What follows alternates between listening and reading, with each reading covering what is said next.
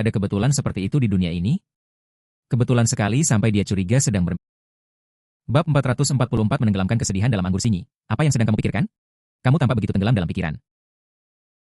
Xiaoyu mengulurkan tangannya dan melambaikannya di depan Lin Xinyi. Melihat bahwa dia tidak menanggapi, dia mulai mengeluh dengan kesal. Lin Xinyi kembali sadar dan dengan cepat menggelengkan kepalanya. Tidak ada. Aku tidak memikirkan apapun. Apakah kamu benar-benar memikirkan hal lain? Xiaoyu bercanda. Jangan biarkan imajinasimu menjadi liar. Aku dan Yelang tidak seakrab yang kau kira.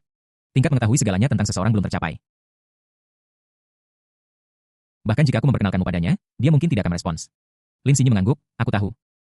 Jika pria yang minum kopi tidak jauh dari sana benar-benar tuan muda Ye, dia tahu. Tahu segalanya tentang dia. Level Xiaoyu masih jauh dari posisi Ye Xiao. Termasuk dia dan bahkan wanita tua dari keluarga Lin. Sama kecilnya dengan semut di depan keluarga Ye. Mereka sama sekali tidak berada pada level yang sama, jadi bagaimana mungkin sesuatu benar-benar terjadi? Bahkan jika Xiaoyu memperkenalkannya kepada Ye Xiao, pihak lain tidak akan memiliki motif tersembunyi terhadapnya. Bagaimana bisa pria terhormat seperti Ye Xiao memiliki pikiran tentang gadis-gadis dari keluarga biasa seperti mereka? Kedua wanita itu berbicara beberapa saat, dan tiba-tiba sebuah suara lembut datang dari samping. Permisi, apakah Anda punya pendapat tentang saya? Anda telah menunjuk-nunjuk ke arah saya sejak beberapa waktu lalu. Apakah Anda pikir saya telah melakukan sesuatu yang membuat Anda tidak nyaman? Yelang memiliki senyum lembut di wajahnya dan tingkat afinitas keterampilannya 10 diaktifkan. Senyumnya seperti angin musim semi, dipenuhi dengan kehangatan dan kelembutan tak terbatas yang membuat gadis-gadis merasa senang padanya pada pandangan pertama. Apakah kamu memperhatikan sisi ini? Kamu bahkan tidak menoleh, bagaimana kamu tahu kami sedang membicarakanmu? Xiaoyu terkejut. Dan berpura-pura bingung untuk mengambil inisiatif memecah kebingungan Lin Xinyi. Yelang menunjuk ke dinding kafe dan berkata, Bos, tidakkah kamu tahu betapa mengkilapnya ubinmu? Sudut pantulan dapat dengan jelas melihat apa yang terjadi di sisimu. Ternyata itu adalah pantulan ubin di dinding. Lin Xinyi melirik ubin yang halus, dan mengerti maksudnya. Tetapi juga merasa kecewa orang yang bisa mengambil inisiatif untuk datang dan berbicara denganku seharusnya bukan tuan muda Ye yang arogan. Benar kalau tidak Xie akan merasa itu tidak nyata Xiaoyu tidak peduli dengan aktivitas psikologis Lin Xinyi dan terus mengobrol. Kakak Ye, akhir-akhir ini kamu semakin jarang datang ke kedai kopiku, apakah kamu sedang menghadapi masalah? Juga, kamu tampak sangat sedih ketika masuk kali ini, aku bahkan tidak berani mendekatimu dan berbicara denganmu ini. Yelang melirik kedua wanita yang duduk di sofa dan ragu-ragu, Xiaoyu segera berdiri dan duduk di sebelah Lin Xinyi. Dengan sopan meminta Yelang untuk duduk di hadapannya, dan menunjuk ke Lin Xinyi. Kakak Ye, jika kamu punya masalah, katakan saja padaku.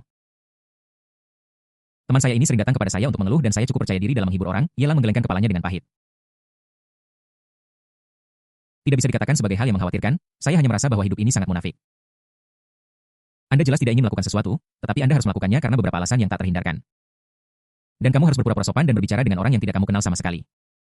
Saya lebih suka merayakan ulang tahun dengan 1 atau 2 teman dekat sambil minum-minum daripada kemunafikan semacam ini. Kakak Ye, apakah kamu akan berulang tahun?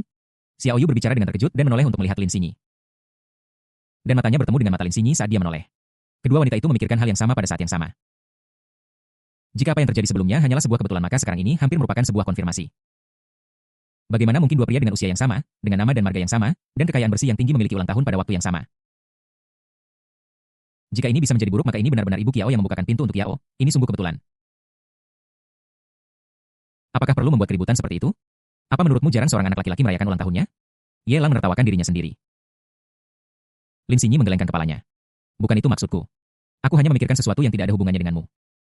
Dia tidak mengatakan apapun karena dia merasa bahwa jika dia terlalu banyak berbicara dengan Yelang, sepertinya ada sesuatu yang salah dengan dirinya.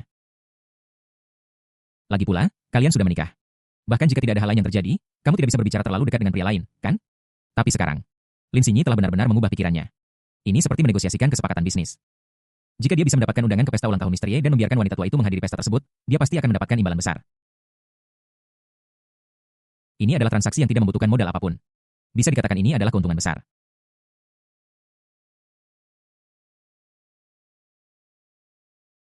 Saudara Yehi, mengapa kamu harus mengkhawatirkan hal ini? Paling banter kamu hanya... Yelang melambaikan tangannya. Seandainya sesederhana yang kamu pikirkan. Kadang-kadang, bahkan jika aku ingin pergi ke acara sosial, aku harus menghabiskan banyak waktu dan tenaga. Selain itu, untuk menunjukkan karakter yang lembut dan sederhana. Seseorang tidak boleh terlalu seenaknya dan harus mempertimbangkan perasaan para tamu.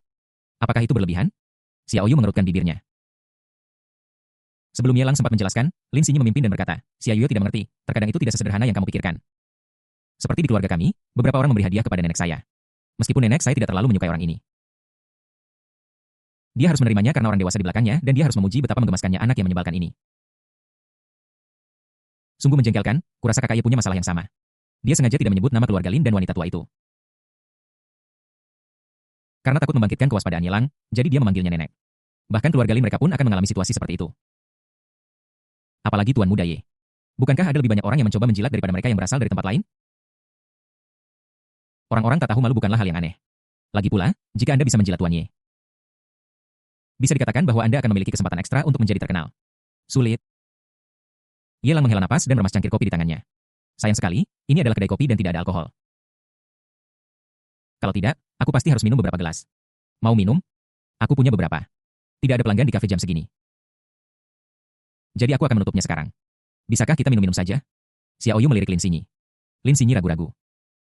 Bukankah agak tidak pantas minum dengan Yelang? Namun, jelas bahwa suasana hati Yelang sedang buruk sekarang. Dan dari kelihatannya, Ye Xiao tampaknya menjadi orang yang relatif tertutup.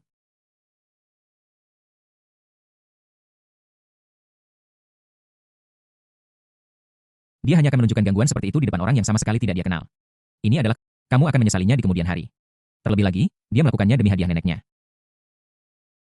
Dan dia memiliki sahabatnya Xiao Yu di sisinya, jadi seharusnya tidak bocor atau menimbulkan gosip kan bab 445 bom laut dalam saat Lin Xinyi merasa bimbang. Menyalahkan dirinya sendiri karena datang ke kota Tianhai terlalu larut malam dan minum dengan pria asing alih-alih membahas bisnis dengan klien.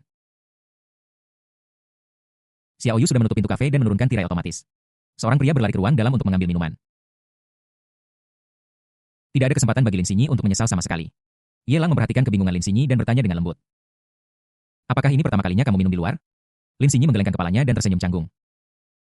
Bukan, tapi ini pertama kalinya aku bertemu dengan yang selarut ini. Ye Lang merasa geli. Sudahlah, ini sudah hampir pukul 11. Kamu harus kembali dan istirahat lebih awal. Tidak apa-apa, hanya 2 gelas. Aku hanya merasa tidak nyaman. Lin Xinyi berusaha keras untuk membuat senyumnya terlihat lebih normal. Jika aku pergi, bukankah aku akan melewatkan kesempatan malam ini? Juga, apa yang dia khawatirkan? Apakah kamu merasa bahwa kamu melakukan ini pada Ye Chen? Sepertinya tidak ada kemajuan substansial antara dia dan Ye Chen. Mereka baru saja minum anggur untuk mendapatkan hadiah dari nenek mereka. Bukankah ini semua bertujuan untuk membuat hidup di rumah lebih nyaman? Jika dia berpikir demikian, kebencian akan muncul lagi di hatinya. Jika Ye Chen tidak melakukan apapun selama 3 tahun terakhir tetapi telah mencari pekerjaan, menghasilkan uang, atau menabung. Sebagai seorang gadis, dia seharusnya tidak direduksi menjadi keadaan seperti itu, kan? Maaf membuatmu menunggu, aku sudah lama mencari 2 botol anggur merahku tetapi tidak dapat menemukannya. Aku hanya punya beberapa botol anggur putih. Xiao Yu datang dengan membawa makanan ringan di satu tangan dan sebuah kotak di tangan lainnya. Setelah meletakkan makanan ringan di meja, dia melihat ke arah Ye Lang dan Lin Xinyi yang sedang duduk di sana dengan ekspresi meminta maaf di wajahnya. Saya meminta manajer toko untuk memberikannya kepada seseorang, tetapi orang itu menyitanya. Dia mungkin telah memberikannya kepada bos lain. Anggur putih. Barang ini membuatmu mabuk, kan? Apakah kamu akan sakit kepala setelah meminumnya? Ye Lang mengeluarkan sebotol anggur putih dengan tulisan kecil di seluruhnya, melihatnya sebentar, lalu menatap Xiao Yu dan, apakah dapur memiliki buah-buahan seperti lemon dan anggur? Aku akan menambahkan beberapa buah, mungkin itu akan membuatku merasa lebih baik. Xiao Yu memutar matanya dengan menawan, Tuan Ye, Anda seorang pria, apa yang harus Anda takuti? Tidak masalah bagi kami para gadis untuk menambahkan sedikit jus buah ke anggur kami. Dia menatap Lin Xinyi. Xinyi, apakah kamu ingin menambahkan buah? Ya, Lin Xinyi mengangguk tanpa berpikir. Dia hanya tahu bahwa Ye Lang ingin menambahkan sedikit jus buah di dalamnya untuk mengurangi alkohol. Tetapi dia tidak tahu bahwa ini adalah kolaborasi antara Ye Lang dan Xiao Yu. Omong kosong macam apa minuman keras dicampur dengan jus buah dapat meringankan efek alkohol. Bukan hanya tidak akan meredakan gejalanya, tetapi jus buah malah akan mengurangi kekuatan minuman keras. Menyebabkan orang yang tidak bisa minum mengabaikan alkohol dan minum lebih banyak. Faktanya, setelah rasa alkoholnya diencerkan, setiap bagiannya masuk ke perut karena saya minum terlalu banyak alkohol tanpa menyadarinya. Efek sampingnya sangat kuat terkenal sebagai bom laut setelah beberapa saat, Xiao Yu mengisi 3 gelas anggur. Dan berinisiatif untuk berdiri dan mendentingkan gelas dengan Ye Lang. Saudara Ye, minum bisa menghilangkan semua kekhawatiran, jangan pikirkan hal-hal itu, apa yang kamu khawatirkan? Dia sangat heroik sehingga dia mencampurkan hampir 2 tael sari buah ke dalam anggur dan meminumnya habis. Ye Lang menatap anggur di dalam gelas dengan ekspresi pahit. Dia melihatnya beberapa kali sebelum ragu-ragu menyesapnya. Xiao Yu langsung tertawa kakak Ye, apa yang kamu lakukan? Memelihara ikan? Jangan sebut-sebut toleransi alkoholku. Bahkan Xinyiku tidak bisa minum sebanyak kamu. Dia menatap Lin Xinyi dan yang terakhir segera berdiri dan mengangkat gelas anggur untuk bersulang. Kakak Ye, saya bersulang untukmu segelas, saya akan minum lebih banyak, kamu bisa minum sesukamu. Dia menutup matanya dan berusaha keras untuk minum sedikit lagi. Ketika dia merasa tidak bisa minum lagi, dia berhenti minum. Dia masih harus minum gelas pertama untuk mengungkapkan ketulusannya. Dengan tegukan, Lin Xinyi meminum hampir 1 atau 2 ons anggur buah. Dia mengharapkan sensasi terbakar di tenggorokannya, tetapi tidak terjadi. Lin Xinyi tidak bisa menahan perasaan bahagia. Ternyata mencampur jus buah dengan anggur benar-benar dapat mengurangi rasa alkohol.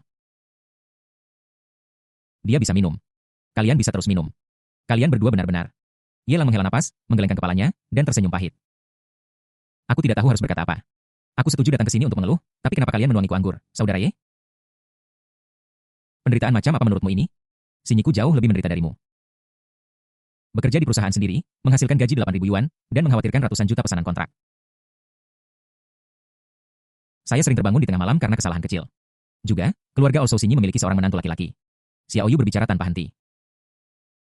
Dan Lin Sinyi yang berdiri di sampingnya dengan hati-hati menarik ujung baju Xiao Yu di bawah meja dan mengedipkan mata padanya. Memintanya untuk berhenti berbicara. Aib keluarga tidak boleh dipublikasikan, apalagi di depan Master Ye. Xiao Yu terbatuk dengan canggung. Mengambil cangkir menuangkan segelas untuk dirinya sendiri dan mengisi gelas Lin Sinyi.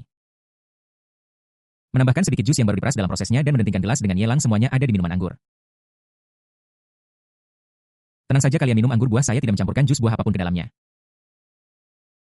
Saudara Yehi, mengapa kamu begitu pengecut tanpa tersipu atau jantungmu berdebar saudara Ye? Minumlah, aku akan menemanimu. Aku tidak bisa minum lagi. Minuman ini terlalu kuat. Ceritakan padaku, apa yang terjadi di keluarga Sinyi? Ada seorang menantu laki-laki? Apakah mereka mengundang menantu laki-laki tinggal di rumah? Saudara Ye, kamu tidak tahu bahwa menantu laki-laki di keluarga Sinyi benar-benar orang yang malas. Xiao Yu, berhenti bicara. Kakak Ye, aku bersulang untukmu, aku akan meminumnya. Lakukan sesukamu. Aku benar-benar tidak bisa minum lagi. Aku akan muntah jika minum lagi. Kakak Ye, kamu tidak memuntahkan apapun. Orang lain memelihara ikan mas, tetapi kamu memelihara ikan paus. Aku tidak tahu apa yang terjadi, tetapi aku merasa toleransi alkoholku meningkat setelah minum bersamamu. Saudara Ye, izinkan saya memanggang gelas lain untukmu. Ceritakan tentang menantu laki-laki Sinyi, aku cukup penasaran menantu laki-laki itu. Dia siapa dia adalah Ye Chen, pria itu setiap hari bermalas-malasan dan tidak melakukan apapun. Dia sudah menikah dengan keluarga saya selama 3 tahun. Makan dan minum makananku, tetapi dia bahkan tidak mencari pekerjaan. Menurutku dia bukan seorang pria. Setiap kali ibuku memarahinya, dia tidak pernah marah. Saya benar-benar tidak tahu apa yang terjadi di pikiran orang seperti ini. Saya benar-benar tidak tahu mengapa kakek saya ingin saya menikahi pria seperti ini. Memikirkannya sekarang membuat saya marah dan nenek juga keterlaluan. Bagaimanapun saya mendengarkan kakek dan menikahi Ye Chen, tetapi sampai sekarang bahkan selembar saham pun dari grup Lin belum dialokasikan untuk keluarga kami. Aku bangun lebih awal dari siapapun dan pulang lebih lambat dari siapapun, tetapi gaji yang aku dapat